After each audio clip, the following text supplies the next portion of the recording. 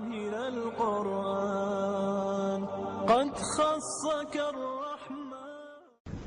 نبی صلی اللہ علیہ وسلم نے ایک مرتبہ صحابہ کرام سے فرمایا کہ ممبر لاؤ۔ آپ کے لیے ممبر لایا گیا۔ جب آپ پہلی سیڑھی پر چڑھے تو فرمایا آمین، جب دوسری پہ چڑھے تو فرمایا آمین، تیسری پہ چڑھے تو فرمایا آمین۔ صحابہ کرام ذرا حیران ہوئے کہ آپ نے کس کی دعا پہ آمین کہا ہے۔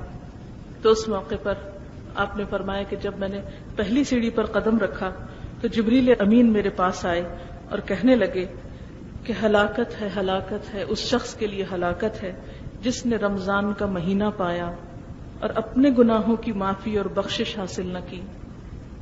تو میں نے جواب میں کہا آمین، یعنی اتنی رحمتیں اور برکتیں، اور پھر ابتدا میں بھی برکت لیکن آخری راتیں، اور پھر اس میں لیلۃ القدر کی تلاش، اور پھر آخری عشرے کا اعتکاف، نیکی کے بے شمار مواقع، ان سارے مواقع کو جس نے گنوا دیا اور بخشش حاصل نہ کر پایا اس کے لیے پھر ہلاکت۔ تو آپ نے کیا فرمایا آمین۔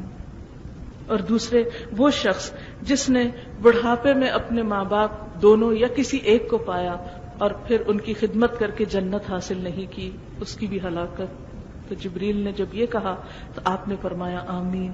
اور تیسرے یہ کہ جس کے سامنے آپ صلی اللہ علیہ وسلم کا نام لیا جائے اور پھر وہ درود نہ پڑے، یعنی جب نبی صلی اللہ علیہ وسلم کا نام لیا جائے تو دل میں کیا کہنا چاہیے؟ صلی اللہ علیہ وسلم، تو وہ بھی خیر و بھلائی سے محروم ہو۔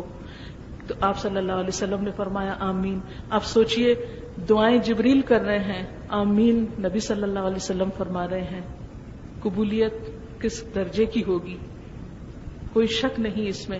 اس لیے ہمیں رمضان گزارنا ہے اور ساتھ ساتھ اس بات کا جائزہ لینا ہے کہ کتنے اچھے کاموں کا ہمارے اندر شوق پیدا ہو رہا ہے، انسانوں کی خدمت، مدد، اللہ کی عبادت کا جذبہ، اور کتنی برائیاں ہم چھوڑتے چلے جا رہے ہیں۔